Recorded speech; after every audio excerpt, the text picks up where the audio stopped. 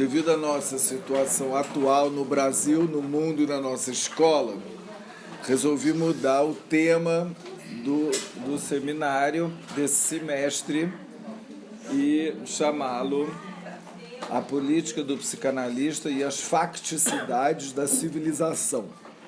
Um tema bastante pomposo, talvez até audacioso, mas é uma proposta de estudo, né? Uma proposta de estudo que se insere, né, no nosso momento político atual, do país, do mundo e da nossa escola, né, de psicanálise dos fóruns do campo lacaniano, que estamos estudando a questão da relação entre política e psicanálise, a política do analista, as jornadas do nosso encontro nacional, a tática, a estratégia e a política da psicanálise, e das nossas jornadas aqui do Rio, né, a política do psicanalista, né? Do divã à polis, a política da psicanálise. Isso, do divã à polis, a política da psicanálise, né? Então,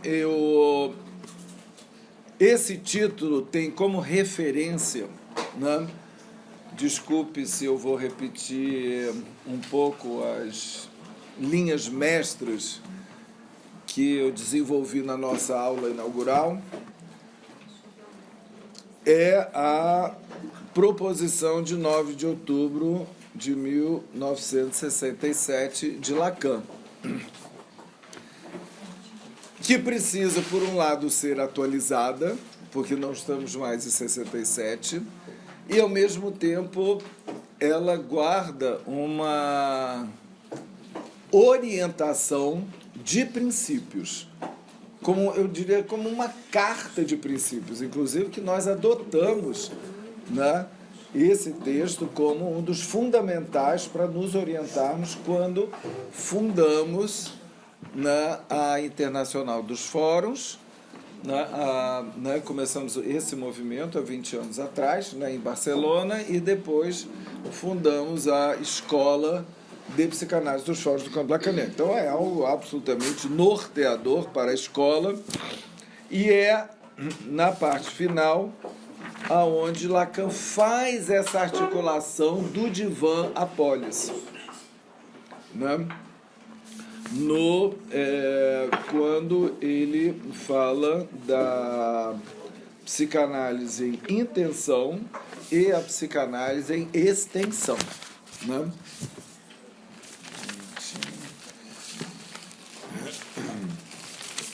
Da psicanálise em extensão, em que ele coloca algo muito importante. Ele diz que é no próprio horizonte da psicanálise em extensão que se ata o círculo interior que traçamos como íância da psicanálise em intenção, né? Esse círculo interior, né, ele pode se referir ao toro, mebianamente, né, topologicamente falando, e que tem uma estrutura mebiana, ou seja, da psicanálise em intenção com a psicanálise em extensão. A psicanálise em extensão é a transmissão da psicanálise fora o divã, né, que nós fazemos aqui, por exemplo. E a psicanálise em intenção é a prática da psicanálise propriamente dita, né?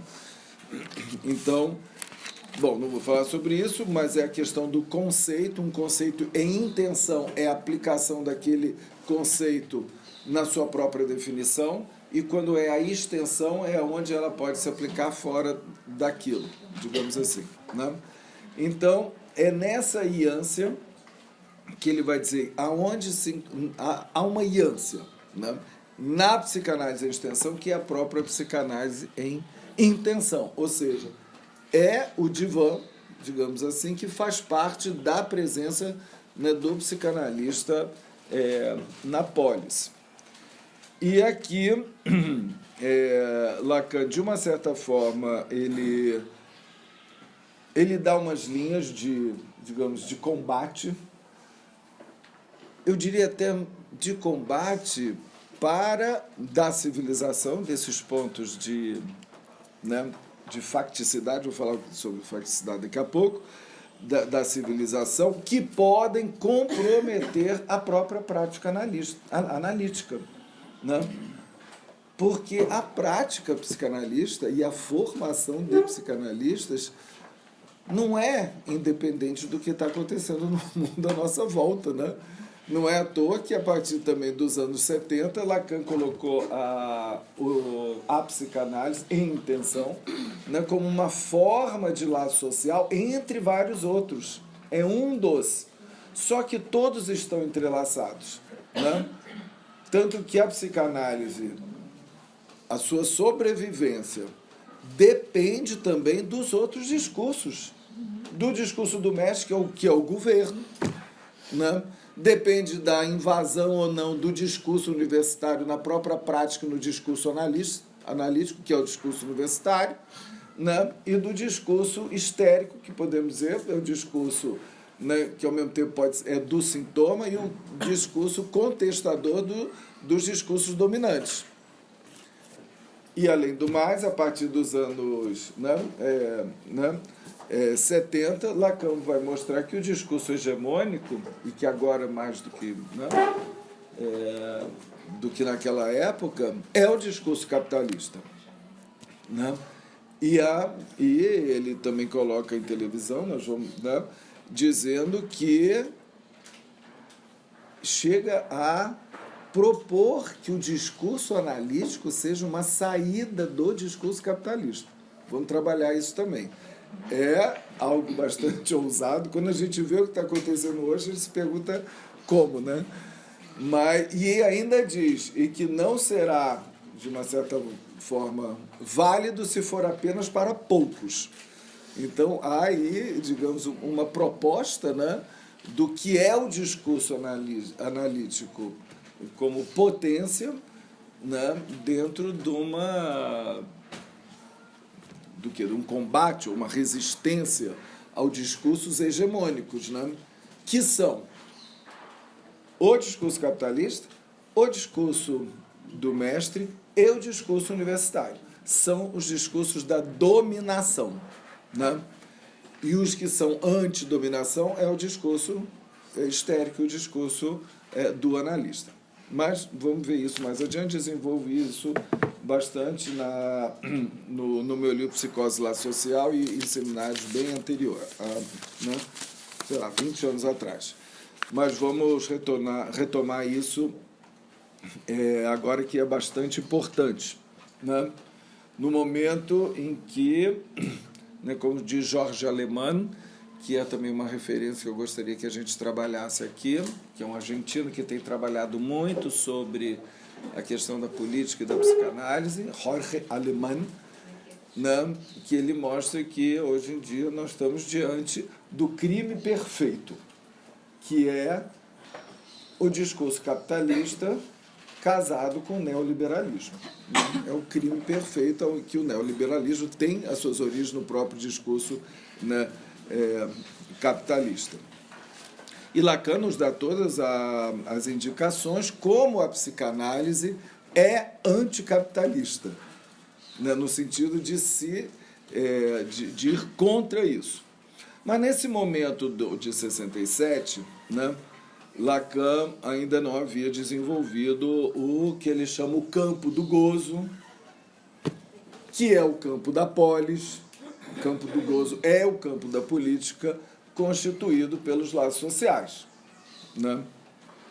Ainda não havia desenvolvido, ainda havia trabalhado o objeto A como mais de gozar, a partir da mais-valia de Freud, de Marx, como ele faz no seminário 17, né? Por enquanto, o objeto A é mais definido como causa de desejo. Então é legal a gente retomar, eu diria, esse texto, também arejando das contribuições posteriores de Lacan, né? Então, eu diria que esse texto ele é, ao mesmo tempo, norteador, né? para a gente e que merece uma reatualização. Bom, essas 3 facticidades, que eu diria que é uma orientação política para o psicanalista, né, vai no mesmo sentido do que Lacan falou na ata, né, no ato de fundação da escola, né, em que ele fala como ele diz, quando ele propõe que a escola, né, como um organismo de trabalho que restaure o gume cortante do campo aberto por Freud, da verdade do campo aberto por Freud, e aí vem isso que eu queria chamar a atenção de vocês, e que reconduza a praxis original de Van, tá? Que ele instituiu sob o nome de psicanálise, ao dever que lhe compete em nosso mundo. Então, olha, reconduzir a praxis da psicanálise em intenção, podemos dizer aqui, ao dever que lhe compete em nosso mundo.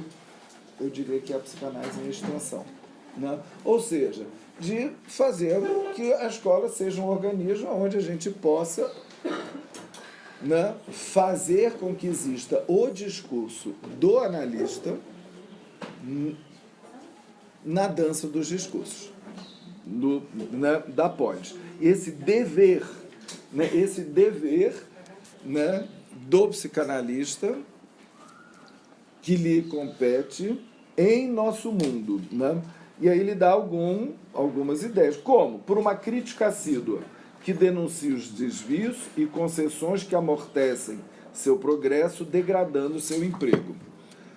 Isso é uma mera indicação. E lá na proposição ele vai muito mais longe nos detalhes de quais são os riscos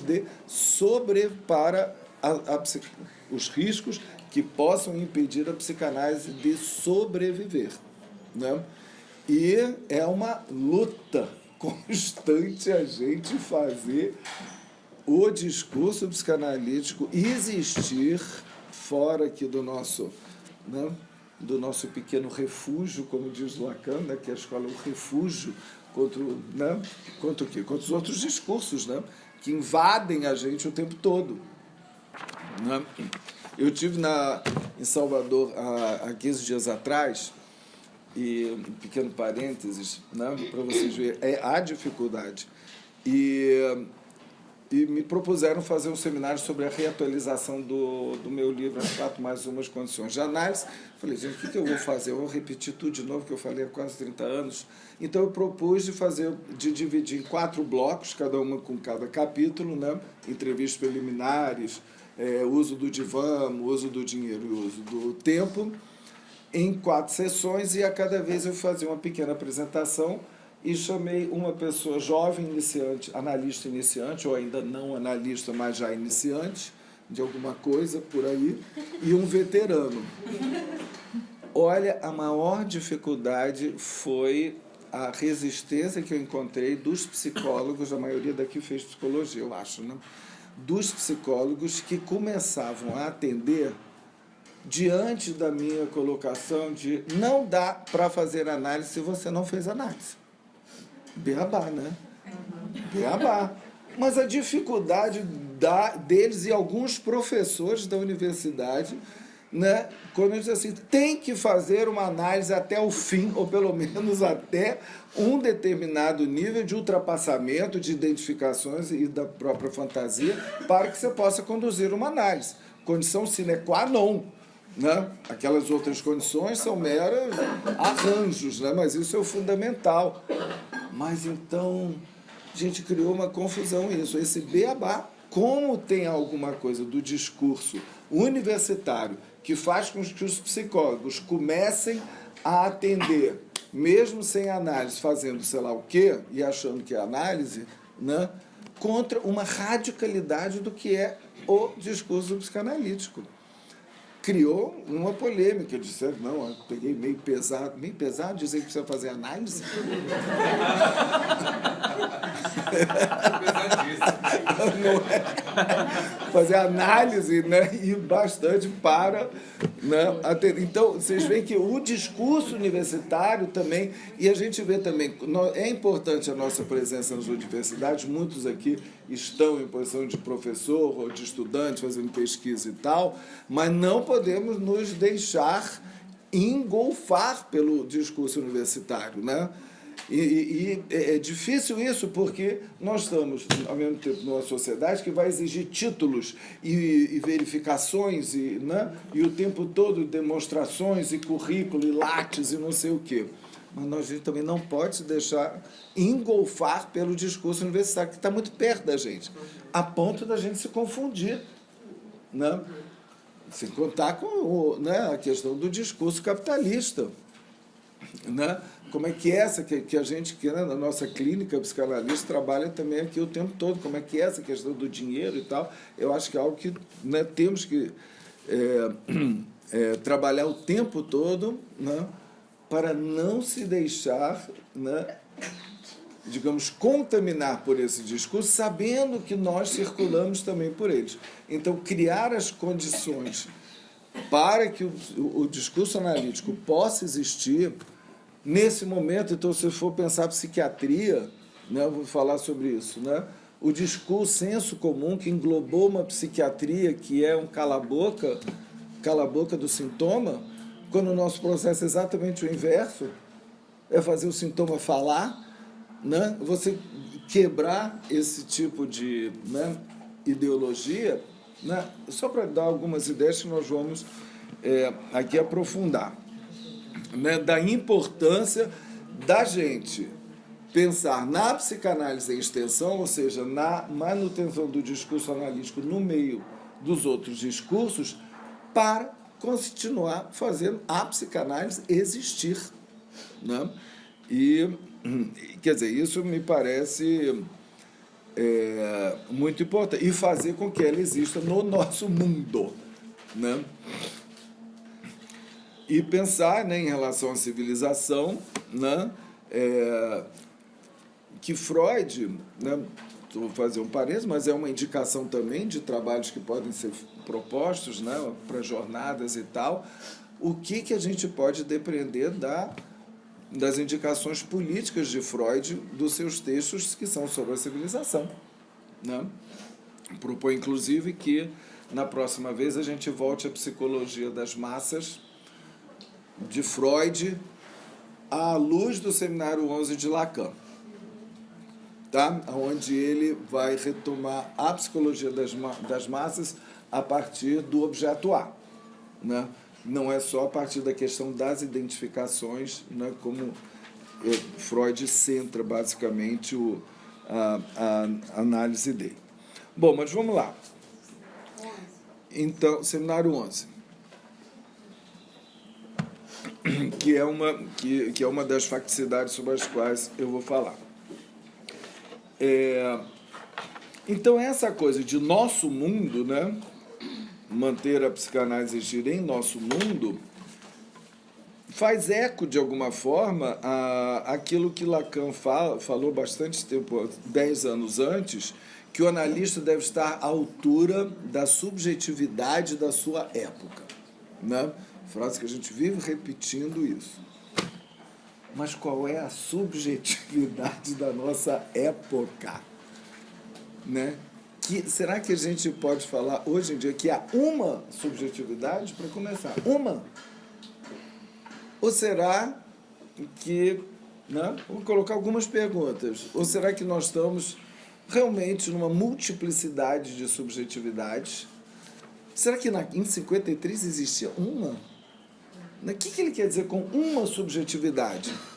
Não confundam subjetividade de uma época com o sujeito. O sujeito é um furo. Um furo que não tem, o sujeito é não identificável, né? Ele não tem substância, ele é apenas representado por um significante para outro significante. Esse é o sujeito do inconsciente, né? O que Lacan, então não vamos confundir o que é esse sujeito que acontece e emerge na metonímia da linguagem, na associação livre, e que vai se construindo a partir de pontos sintomáticos de amarração da cadeia significante, com o que Lacan chama a subjetividade de uma época. A subjetividade é o quê? Na verdade, é uma construção essa subjetividade de uma época. É o quê?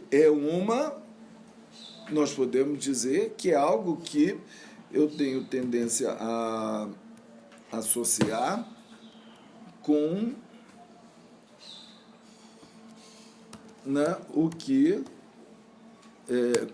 com o próprio conceito de ideologia.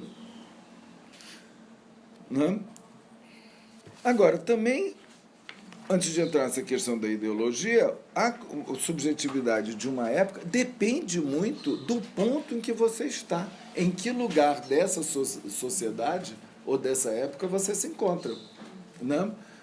Ou seja, se você é um refugiado de um campo, nesses novos campos de concentração, você vai ter um tipo de subjetividade dali. Se você se encontra no poder, é outro. Se você é um grande empresário, é outra subjetividade. Então, que subjetividade de uma época é essa? Eu acho que quando Lacan aponta para isso, é para a gente prestar atenção, entende? Na época. E o que ele faz, de uma certa forma, nos falando sobre a questão da dominação de determinados discursos. Então, é evidente que nós estamos numa época em que há uma prevalência do discurso capitalista, que se associa ou até comanda o discurso da ciência, que tem seu parentesco com o discurso da histérica, como diz Lacan, e o discurso também, podemos dizer, do mestre, com o governo. A gente está vendo como o capital comanda os governos. E toda a questão, o discurso capitalista corrompe, bem no sentido de corrupção mesmo, os outros discursos, a ponto de desfazê-los. E Marx já tinha anunciado, não vai sobrar nada. A relação do homem com o homem, a relação do homem com o sagrado, a relação dos homens entre si, nada detém o capital. E a gente vê essa tendência do discurso capitalista corromper e entrar nos outros discursos. E o que promove? O que promove é um termo que a gente usa pouco atualmente, pelo menos dentro da psicanálise, é o que foi chamado de ideologia. Que essa ideologia que... Estou lendo aqui uma tese, depois eu dou a referência, que eu achei muito legal, que encontrei aqui na internet, que assume um papel importantíssimo na manutenção do status quo, pois acaba por orientar a ação dos homens, tanto em sua relação ao ato laborativo, ao trabalho, quanto em sua relação social com os outros homens. Nesse contexto, a ideologia é definida como o conjunto de ideias e valores. Vê se a gente não pode associar isso com a subjetividade, da época. O conjunto de ideias e valores sociais predominantes em uma determinada época. Valores tais que correspondem aos interesses da classe dominante, uma vez que esta detém o poder político e econômico. E, portanto, as condições, isso é importante, materiais e culturais, para fazer com que seus valores sejam assimilados como valores universais pela sociedade. Isso compõe a subjetividade de uma época. Se nós estamos numa época em que o discurso capitalista, como raiz do discurso neoliberal, né, que vai contra qualquer organização do Estado, né, e que favorece o individualismo, né, e não, digamos, a associação para outros objetivos que não ganhar dinheiro. É claro que isso é para a manutenção de uma classe dominante que quer ganhar cada vez mais, né? E que quer, né? E que não vai, e que a gente sabe que faz absolutamente de tudo, que corrompe tudo, né?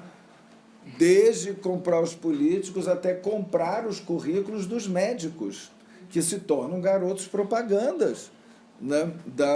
da indústria farmacêutica, né?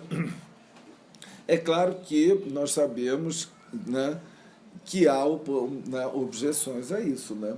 E eu diria que uma objeção, para ser um pouquinho otimista, né, é a própria definição do sujeito, né? A própria definição do sujeito, que é um sujeito não identificável. Ele tem suas identificações, mas é um sujeito que o próprio discurso da Histérica diz, não é isso que eu quero. Mas, ao mesmo tempo, tem algo que é irresistível, né? Do discurso capitalista e do discurso do consumo, onde vai propor todos esses gadgets como nossos objetos de desejo, né? Inclusive, o próprio corpo vira um objeto de desejo dentro da indústria da cirurgia plástica e da dermatologia, como sabemos, né? Isso tudo entra também, né, com esse outro crime perfeito, que é a associação, né, do capital com a ciência, né? Então, o que Marx diz aqui? As ideias das classes dominantes são as ideias dominantes em cada época. Quer dizer, a classe que exerce o poder objetal dominante na sociedade é, ao mesmo tempo, o que ele chama seu poder espiritual dominante. A classe que tem à sua disposição os meios para a produção material dispõe, ao mesmo tempo, dos meios para a produção espiritual dominante. As ideias dominantes não são outra coisa a não ser a expressão ideal das relações materiais dominantes. As relações que fazem com que determinada classe, a classe dominante, né, imponha as suas ideias de, né, dominação.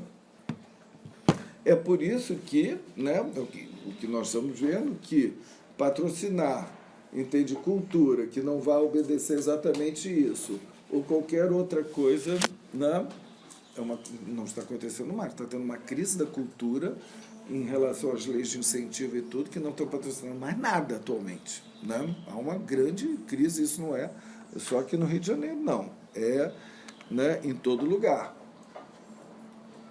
E aí, quando a gente vê, né, todo o incentivo das iniciativas privadas, né, em detrimento das iniciativas públicas, por exemplo, nas universidades, né, a questão do ensino. Quando a gente vê, né, o discurso universitário sendo corrompido pelo discurso capitalista, é o sucateamento de tudo que é o bem comum, que é o bem público, em função da classe empresarial de fabricação, né, do ensino privado, plano de saúde privado, tudo privado, ou seja, empresarial, tudo a favor do discurso capitalista, né? Então, é importante da gente pensar, né? Tem várias coisas, então eu estou falando umas, vocês devem estar pensando em outras. Também a subjetividade da nossa época tem a ver com o ideal da conectividade. Todo mundo conectado, todo mundo plugado no social, né? No outro, em princípio, plugado, né? Uma profusão de notícias enlouquecidas, né? As pessoas, inclusive, nas aulas ficam vendo celular e trocando mensagem, né? Aliás, na França, eles acabaram de proibir o celular nas escolas. No ensino fundamental.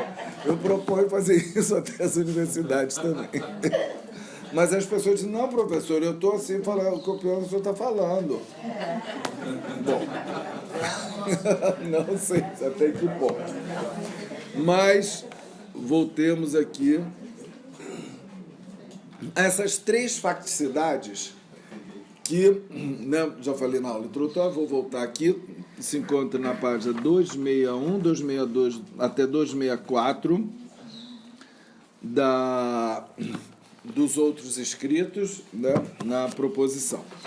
Lacan, então, ele distribui isso entre simbólico, imaginário e real, essas três facticidades, né? E eu proponho que a gente comece a pensá-las borromianamente, tá? Principalmente à luz do pior, que é o real. O que é facticidade?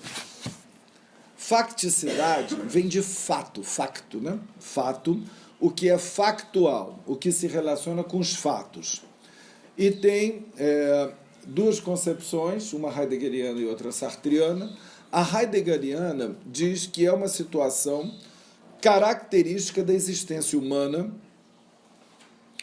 que, uma vez lançada ao mundo, está submetida a situações e necessidades dos fatos. Então tem algo que é de você confrontar com o fato que Heidegger citou assim como necessidade, os fatos, a necessidade dos fatos, que é algo que você se defronta com eles. Já Sartre, ele coloca mais do lado da contingência, esses fatos, que é o conjunto de circunstâncias factuais cuja absoluta contingência dissolve as verdades e as fundamentações ordinárias para a existência humana. Então, algo que, conjunto de circunstâncias de uma absoluta contingência, pintou como que, por acaso, só que a gente sabe que há uma determinação histórica, e dissolve as verdades e fundamentações ordinárias para a existência humana. O que é a facticidade também é aquilo que é puro fato. Nós estamos falando do fato. Não estamos falando das determinações, daquilo que ele aconteceu. Então tem algo, né, que, apesar de Lacan colocar simbólico, imaginário e real, tem algo de real no próprio fato, que é inconteste. Aquilo aconteceu. Por mais que queiram negar o campo de concentração e o Holocausto, aquilo aconteceu. Os revisionistas, né, eles chamam revisionistas, os que negam a história, não sei o quê, como até aqui negam que houve tortura na ditadura, né, há um fato, né? Então tem algo desse real, né, do fato e da contingência, né, desse real, de alguma coisa que cessa de não se escrever, como diz Lacan, né, do contingente se escreve. E temos que pensar que esse fato, né, dentro da definição lacaniana, ele não é um fato que vem do acaso, ou que vem, não é apenas um meteoro que aconteceu, né? Trata-se de fato humano.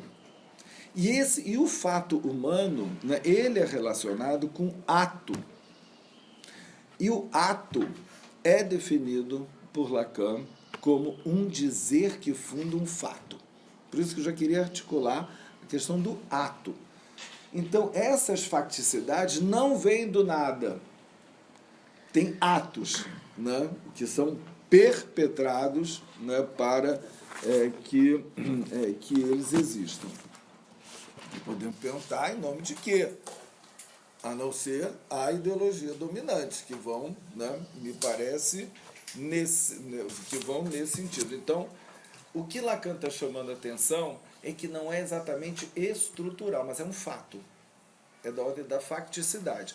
Por mais que o ser humano vá tender a essas três facticidades. Né? Então, o que ele diz? A primeira vai se referir, eu vou passar meio rápido, por essa que nós já trabalhamos bastante, é um mito edipiano. Que ele, né? E ele vai, aqui de cara, aquilo que eu vi, eu vou defendendo, não dá para retirar o Édipo da psicanálise, né? Vira e mexe, o psicanalista tem o sonho de retirar o Édipo da psicanálise, né? fim de semana, sábado, eu estive lá em Porto Alegre apresentando Ódio Filhos de Lá, me fizeram a pergunta, né? E a psicanálise sem Édipo, hein? Como é que é? Eu falei, não existe. Não existe. Aí ele mesmo, aqui é o que é aquela famosa frase, retire o Édipo da psicanálise, né? E ela se torna da alçada do delírio do Schreber. Vira um delírio, né? Um pouco como tentou se fazer com a esquizoanálise, né? De retirar o Édipo daí, né? E por mais que venha a expressão para além de Édipo para se referir à eternidade ou ao não todo ou ao próprio objeto A e ao campo do gozo, temos que pensar que Lacan, ao longo de sua obra, ele foi redefinindo o Édipo, até o ponto de que é o Édipo que amarra os três registros, né? como quarto nó, né? na lógica borromiana. E qual é a facticidade que se encontra nesse âmbito?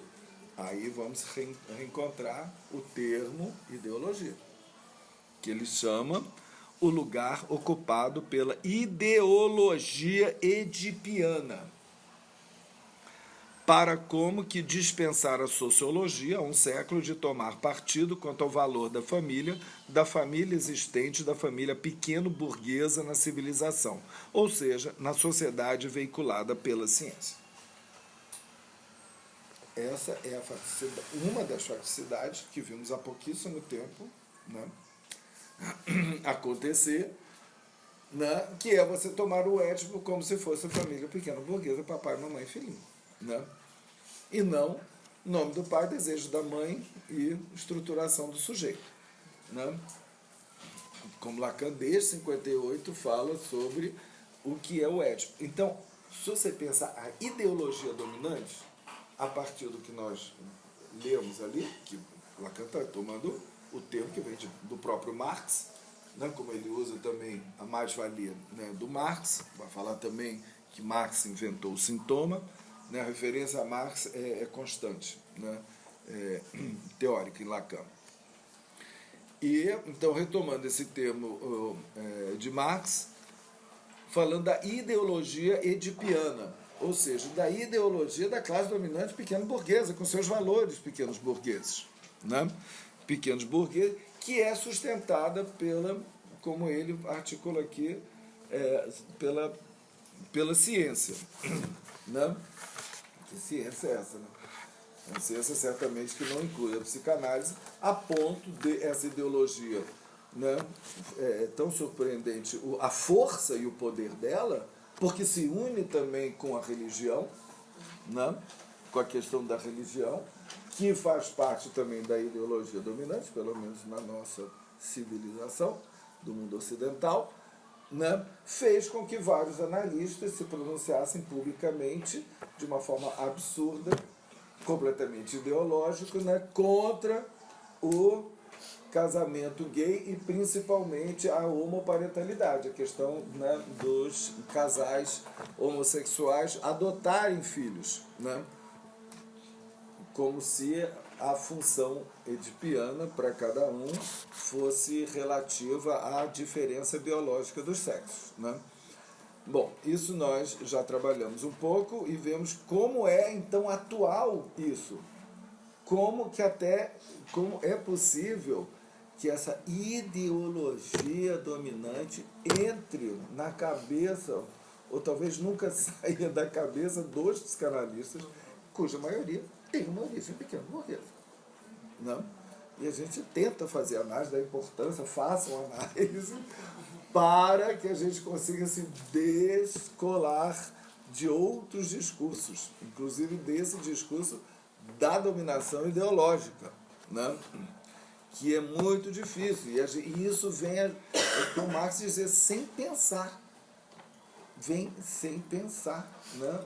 Vem no automaton daquilo que você recebe, né? A ponto de, numa supervisão, né, mais ou menos recente, né, o supervisionando, né, supervisionando toda felizinha, porque a menina adolescente chegou um dia toda emperiquetada de vestidinho, batonzinho, não sei o quê. Ela está indo, então, né? Está se assumindo, então, como mulher, oba, né? Então, ela nem estava notando isso, mas estava, sem querer, orientando, em vez de acolher a divisão do sujeito típico da histeria sobre a mulher, né? Dando, assim, quase que orientando um pouco, né? E tudo depende da posição do analista. Como você vai acolher uma coisa ou outra, né? Não, para vocês verem como isso entra, né? Sem querer, né? Então,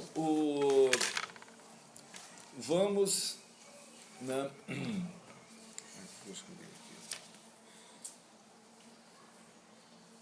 Para a segunda facticidade, né? Eu vou citar as três, eu vou voltar essa segunda, que eu queria trabalhar mais essa segunda, né, hoje e na próxima vez. A segunda é a que ele vai se referir à sociedade de... Né? Lacan está aí nessa briga com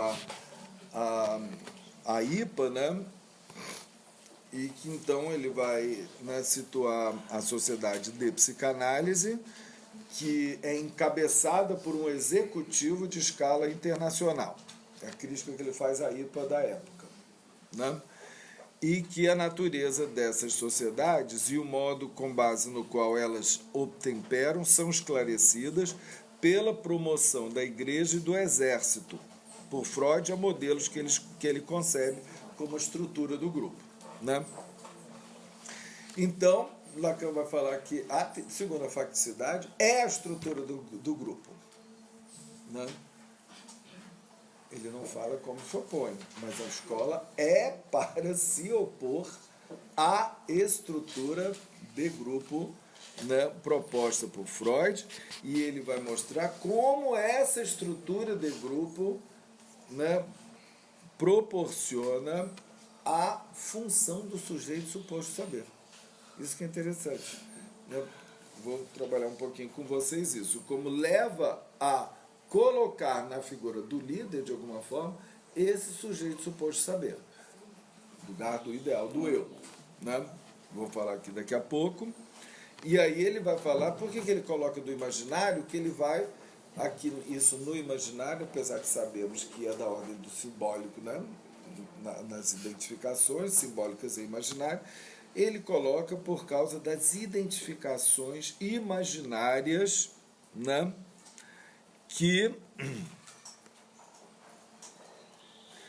E que podem, digamos, contaminar a psicanálise que em intenção.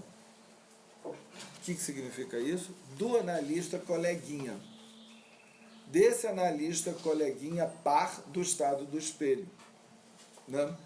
Então, isso que é interessante. A forma como o grupo de analistas se organiza pode influenciar de como o analista se coloca com o seu analisante. Principalmente se é um analisante em formação de analista, né, dentro de uma relação imaginária. Parênteses.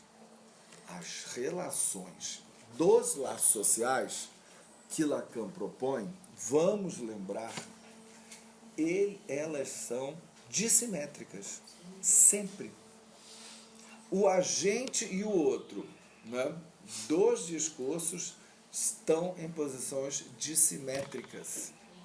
Não há paridade, né? Colette Soler vem insistindo muito sobre isso. O discurso sobre a igualdade, né, que, né, vem contaminando a Europa, não a igualdade de direitos, mas a igualdade de, digamos, de funções sociais, tipo homem e mulher fazendo a mesma coisa, né?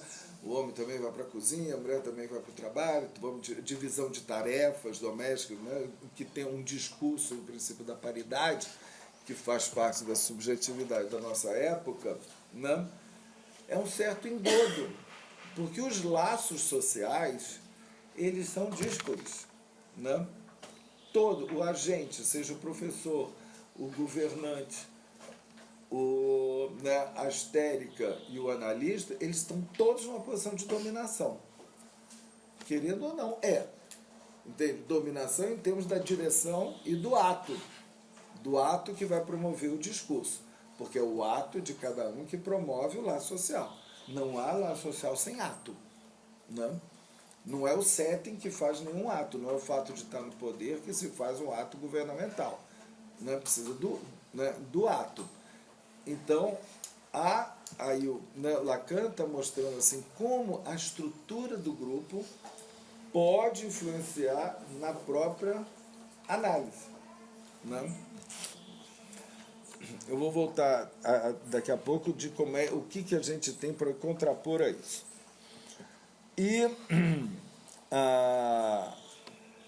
E aqui ele vai articular também com a questão do pai ideal, nesse lugar do líder, né? E como isso pode aparecer como algo edipiano, juntando então a primeira da ordem do simbólico aqui com a da ordem imaginária. Já é uma tentativa de borromanização disso. Terceira facticidade, que é o real. O real, né? E que ele é tão real que o real é mais hipócrita, diz ele, ao promovê-lo do que a língua. E que é o campo e que ele dá como paradigma o campo de concentração, né? Nazista. Ou seja, a lógica do extermínio em massa, que ele coloca aqui como real. Não, é surpreendente que ele coloca isso aqui, numa facticidade no perigo, para uma escola, perigo, e ao mesmo tempo contra o qual uma escola ou analista na escola da psicanálise deve se contrapor, né? E aqui ele diz assim: o que vimos emergir deles, dos campos de concentração, para nosso horror, representou a reação de precursores em relação ao que irá se desenvolvendo como consequência dos... Olha o que ele diz. Olha o que ele associa com campos de concentração. Ao remanejamento dos grupos sociais pela ciência. E nominalmente da universalização que ela introduz.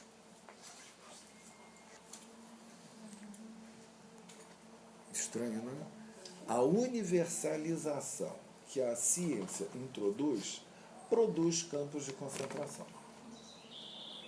Vamos voltar, isso já une com a psicologia das massas, que forma universais, né? Pelo menos a lógica do todo. O todo forma universal. Cada vez que você forma universal, você exclui.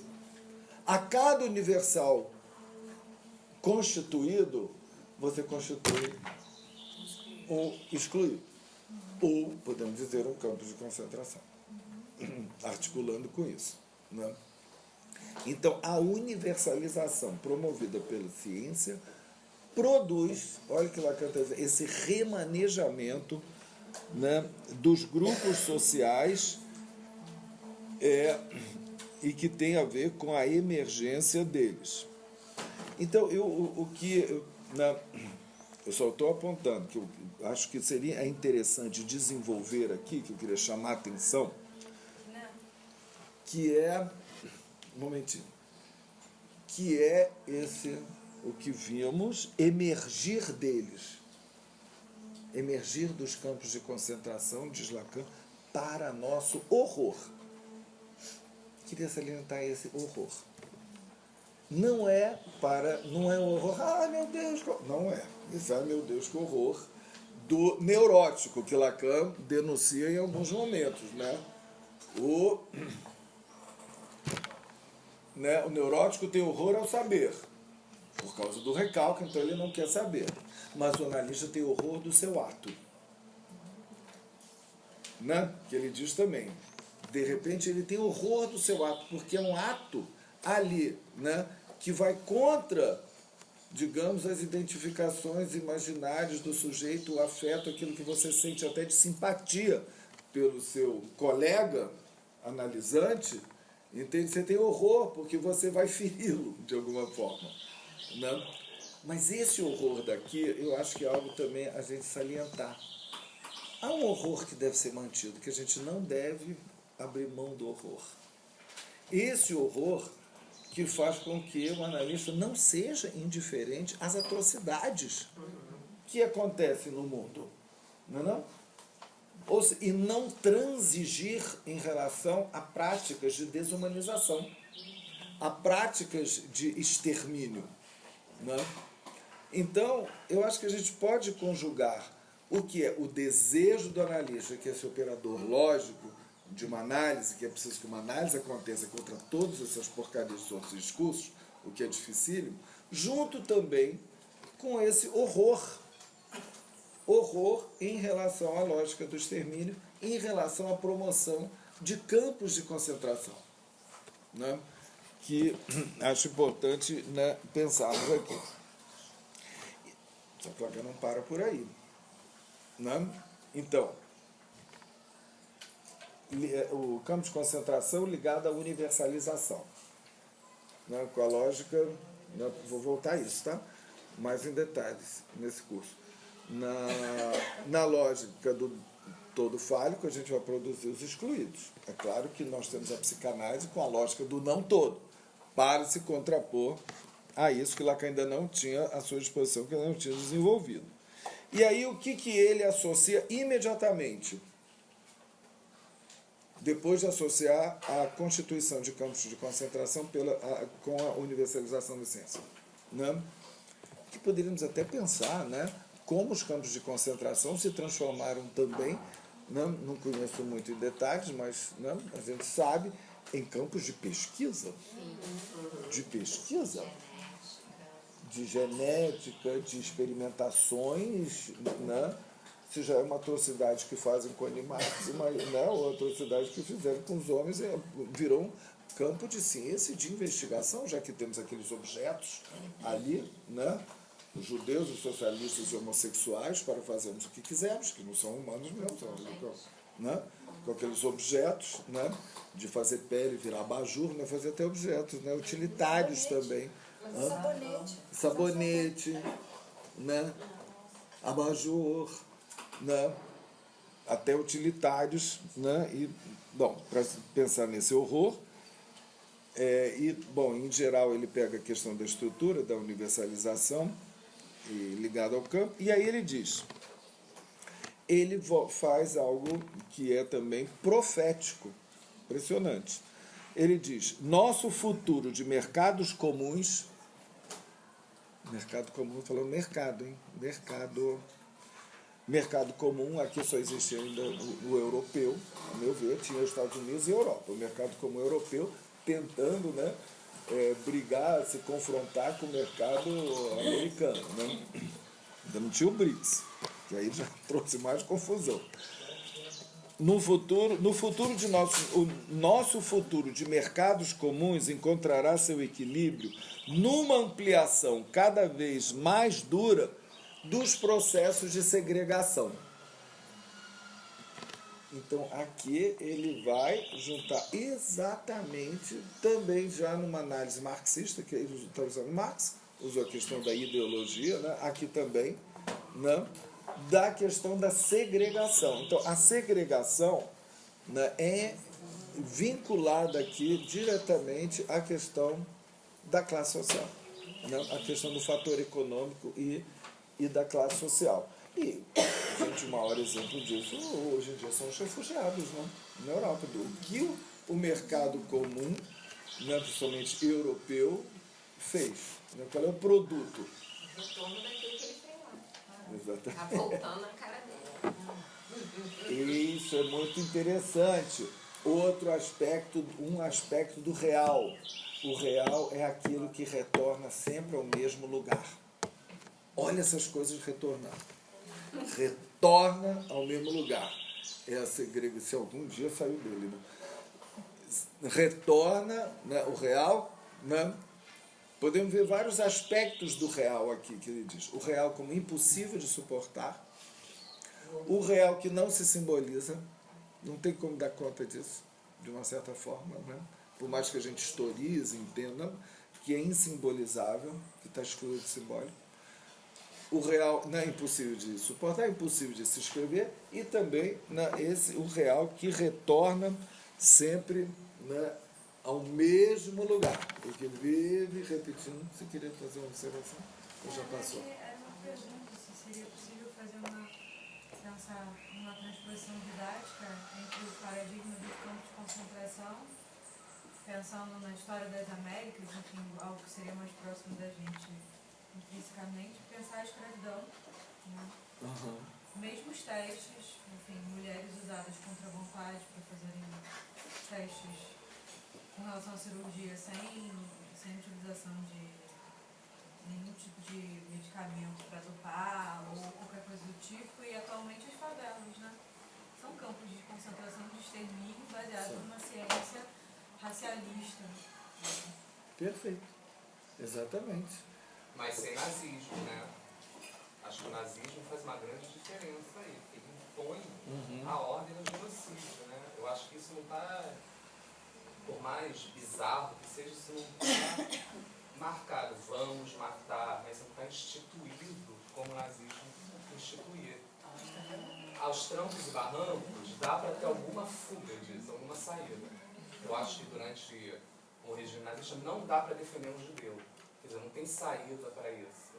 Só? Na verdade, não. Pelo contrário. Atualmente, o campo de história da escravidão nas Américas ele está se unindo cada vez mais, inclusive com estudos na Universidade Livre, né, de Israel, demonstrando que todas essas questões que envolvem raça, mesmo sendo ou negros, ou judeus, ou ciganos, Ou africanos, ou enfim, né, negros no sentido africanos, está intrinsecamente ligado.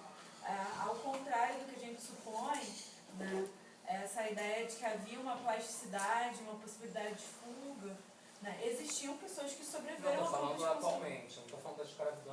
entendi. Não, atualmente essa plasticidade também, segundo os... Mas isso não está colocado como uma lei, né? Não está dito, vamos matar negros e pobres. Não, assim, não está colocado como uma lei, mas ao contrário do que se pensa, as pesquisas feitas, por exemplo, com dados do IBGE, mostram que pessoas negras e brancas que ocupam o mesmo cargo dentro de uma mesma empresa, ou seja, têm o mesmo status social, ganham o mesmo salário, elas têm uma expectativa e uma qualidade de vida diferente. Então, se você tem acesso ao mesmo capital e ao mesmo status social, por que você tem uma expectativa de vida diferente? Porque você tem menos acesso a serviços. Por exemplo, mulheres negras recebem menos remédios para dor quando elas vão parir. Ou seja, isso gera um estresse pós-traumático num parto diferente de uma mulher branca, mesmo elas sendo atendidas no mesmo hospital, no mesmo plano de saúde, enfim. Então a gente tem uma diferenciação que ela é sutil, ao menos no Brasil, que é o caso. Ao menos no Brasil ela é sutil, mas ela mata de uma maneira silenciosa. Não é dito, mas está instituído. Exatamente. Está instituído não por uma lei, mas está instituído por um status quo. Recentemente, foi divulgado na mídia uma entrevista de uma pessoa, de uma autoridade da polícia do Rio de Janeiro, dizendo que eles não podem colocar o mesmo tipo de policial num bairro da Zona Sul e numa favela, porque as pessoas são diferentes, não podem ser tratadas da mesma maneira. Um senhor respeitado, a grande autoridade da polícia, argumentando como uma coisa muito razoável, bom senso de quem está numa posição de comando de um serviço público. Sim, mas não precisa muito. Isso é ideologia instaurada. Para pegar um ônibus, tá? Eu ando de ônibus, assim, ó, eu pego um ônibus lá em Copacabana, passa todos os tipos de ônibus, vão para tudo que é lugar. É só tu ver o destino que tu sabe o ônibus que tu vai pegar. Esses dias eu peguei um ônibus, estava assim, ó, mas estava muito ruim. Tu vê para onde ele vai. Quer dizer, é totalmente diferente. Tu não bota o mesmo ônibus, tu vai circular na Zona Sul. Tu não precisa sair dali. A linha vermelha não é igual do aeroporto para cá e do aeroporto para lá. É diferente a linha vermelha. Sabe, é tão... É esburacado. É uma coisa tão simples que eu Mas se a gente pensar, esses são exemplos de territórios. Esses são exemplos de territórios diferentes. Agora, o exemplo que eu estava dando seriam territórios iguais. Vamos dizer, por exemplo, a Thaís Araújo. Caso ela não fosse uma atriz nacionalmente conhecida, ela fosse uma advogada com uma exceção de sucesso, ela seria tratada diferente. Tony Garrido saiu do Rio de Janeiro, saiu do Brasil, porque a mãe dele, de 85 anos, estava no Leblon, numa quitanda. Como a gente faz, pegando as coisas para ver se tá bom para comprar, e uma mulher de 85 anos levou um tapa na mão, como se ela estivesse roubando. Entende? Ela tinha um capital econômico e social para Mas aquilo. eu acho que o nazismo, ele muda. Mas mesmo o nazismo, acho que assim, o povo alemão, assim, o que a gente pode ler da ciência política e tudo mais, de não querer saber sobre aquilo. Assim, havia um plano de governo, mas não que o povo alemão aderisse ao genocídio de uma forma tão aberta, na verdade. Né? Então, As leis estavam colocadas, como por exemplo as leis de Nuremberg, né? Mas existiam leis, se a gente for pensar Leis de anteriormente Nuremberg, ao que final você da pode escravidão. ir e matar um escravo. Exato, mas você podia também matar um escravo. Sim, mas eu não estou falando da escravidão, quer dizer, da escravidão não tem nem negro aqui também com a gente, né? Se a gente for pensar. Na verdade, não. Eu estou aqui. Tipo, de uma Eu pele estou aqui. escuraça, né? Não, Claro. assim, eu não posso não ser retinta, mas eu existo, eu estou aqui, eu sou negra. Ô, gente, olha, vamos retomar Enfim, a gente então pode o que eu continuar acho. essa conversa Não, depois. eu acho essa conversa super importante. Mas a gente tá fugindo. Né? Por um lado, eu acho que não é para calar a boca, não, só para retomar aqui, vamos continuar. Sim. De uma certa forma, né, o que aconteceu no campo de.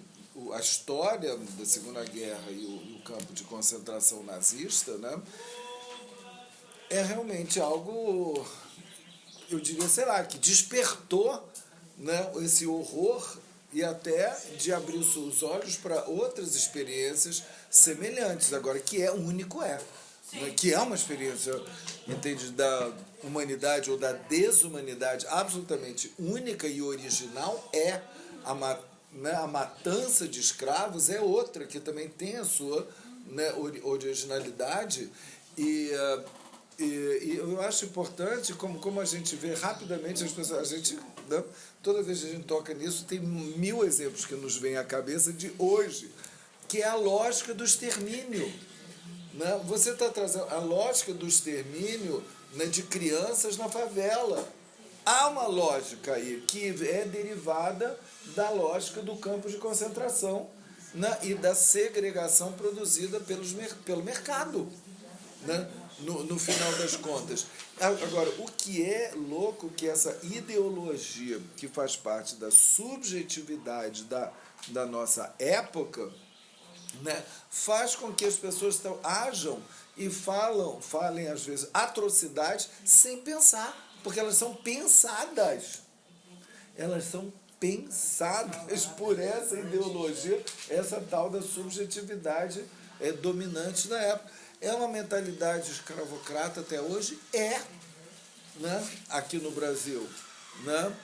Então, que se associa, né, negro, judeu, gay, né, os excluídos, assim, né, pela ideologia dominante, né, depois então, né, que o pensamento, podemos dizer, fascista, mesmo de extrema direita, saiu do armário, que as pessoas têm maior pudor de falar as atrocidades, tem até um representante disso, né, na política. Isso vem à tona de uma maneira clara, né? E eu acho interessante a gente poder falar sobre isso, né? E que é uma proposta de Lacan que o analista não pode transigir em relação a isso. Eu acho que temos que ser intransigentes em relação a esse tipo de coisa. Né? E a última parte aqui que eu queria... 2 outros pontos que ainda se encontram aqui na questão do real, que merece a gente trabalhar, um ponto polêmico, mas que ele fala a fantasia da maré vermelha. Le fantasme de la marée rouge. O que é a fantasia que vai vir um tsunami vermelho como comunista e vai comer todas as criancinhas europeias. Né? Essa fantasia do comunismo, né? E que agora tem a fantasia, o Brasil vai virar Venezuela, né? Se determinado candidato, né? A fantasia da maré vermelha, é outro real que retorna. Isso está retornando aqui, né? Isso, a fantasia da maré vermelha, né? E que ele diz aqui ele faz uma análise da sociedade da IPA, tá? Ele está querendo combater a IPA e que por causa dessa fantasia da maré vermelha, vários foram se refugiar na IPA, diz ele, né? Uma acusação bem grave. E aí ele termina falando o quê? Do racismo. Não desenvolve nada do racismo, que ele vai desenvolver, né, com 3 ou 4 parágrafos lá em televisão, né, falando aqui do racismo, que vocês veem como tudo está conectado com esse fator da política, podemos dizer, né, dessa questão da segregação, do mercado, né, da fantasia, o que essa fantasia pode promover, né, das pessoas irem procurando refúgios, né, em alguns lugares, e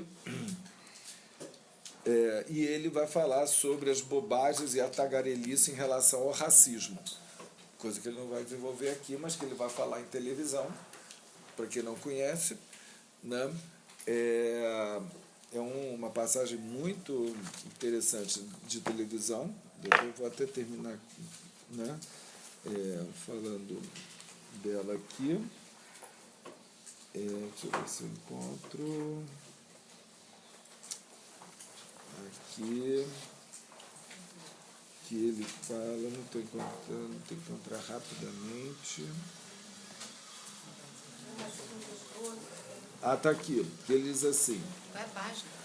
Está na página 533, que ele fala aqui do racismo, né, que o entrevistador pergunta de onde lhe vem a segurança de profetizar a escalada do racismo? 74. E por que diabos dizer isso? Lacan responde, porque não me parece engraçado, e no entanto é verdade. No desatino do nosso gozo, só há o outro para situá-lo. Desatino do nosso gozo é no sentido de o desvario de nosso gozo. Seria mais desvario. Na errância do nosso gozo, a gente tenta usar o outro para situar o nosso gozo. Na medida que nós estamos separados desse gozo. Né? Daí as fantasias inéditas quando não nos metimos nisso. Aí ele olha uma proposta, podemos dizer, política. Deixar esse outro entregue a seu modo de gozo. Eis o que só seria possível não lhe impondo o nosso. Que nosso é esse? O nosso gozo, digamos, determinado pela ideologia dominante, a subjetividade da época, né? O gozo normatizado e tal. Não o tomando, esse outro, por um subdesenvolvido. Gente, subdesenvolvido, mesmo na Europa, naquela época, né, Maitó? Eu acho que já se referia aos países subdesenvolvidos, que se falava os países desenvolvidos e os países subdesenvolvidos, né? Aqueles negros africanos que vêm na França, ficam se lavando 5 vezes, tomam banho demais, que coisa estranha, isso é como é patológica, ou então que vão gozar sem parar, né? Que tem... que tipo de doença ele tem. Então isso, deixar esse outro entregue ao seu modo de gozo. Eis o que só seria possível não lhe impondo o nosso. Não, né, o tomando por subdesenvolvido. Né? Então vou parar aqui.